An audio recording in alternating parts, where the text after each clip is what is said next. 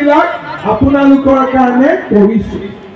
কংগ্ৰেছৰ দিনত কি আঁচনি আছিল? ধুতি, হয়নে?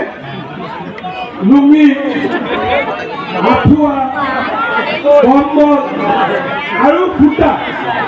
এইটো আছিল কংগ্ৰেছৰ পঞ্চ অমৃত। কি কি অমৃত? 1 নম্বৰ অমৃত হ'ল লুঙি, 2 নম্বৰ অমৃত হ'ল ধুতি, 3 নম্বৰ অমৃত হ'ল আঁঠুৱা, 4 নম্বৰ অমৃত হ'ল কম্বল, 5 নম্বৰ হ'ল সূতা। আমি যেনেকে পূজা কৰোঁতে পঞ্চামৃত দিওঁ নহয়, সিহঁতিও আমাক মানুহক এই পঞ্চামৃতে খুৱাই আছে। এতিয়া আমি কি কৰিছোঁ? আনিছোঁ, ধানৰ দাম 2300 টকা কৰিছোঁ, সৰিয়হৰ দাম 5,500 টকা কৰিছোঁ। আৰু মহিলাসকলক আমি কৈছোঁ যে সূতাৰ কাৰণে লাইন দিব নালাগে, ঘৰতে থাকক, আমি অৰুণোদয় আঁচনি দিম। বোলে অৰুণোদয় মানে কি? যে 1250 টকা বেংকৰ একাউণ্টত প্ৰত্যেক মাহৰ 10 তাৰিখে সোমাব। বৰপেটা লোকসভা সমষ্টি এক প্ৰকাৰ অপ্ৰতিদ্বন্দ্বীভাৱে ফণীভূষণ চৌধুৰী আগবাঢ়িছে। তেখেত বিপুল ভোটত বিজয়ী হ'ব।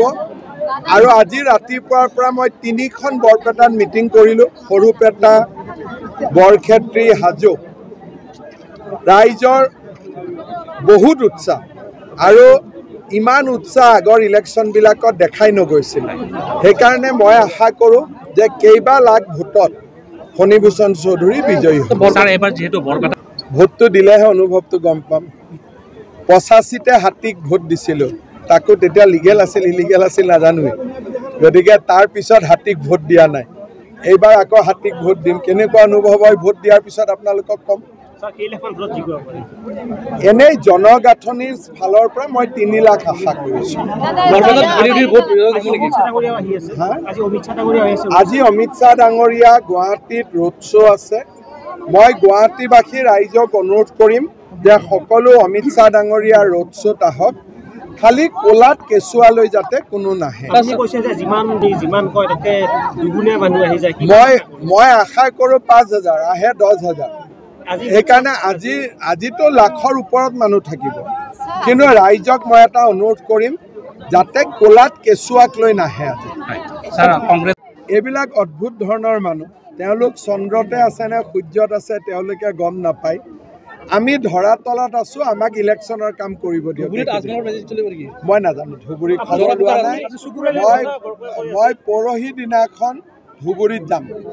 ধুবুৰীত AGPৰ প্ৰাৰ্থী আছে, ৰকিবুল হুছেইন আছে, আজমল চাহাব আছে, চুকুৰ আলী আছে, বহুত প্ৰাৰ্থী আছে।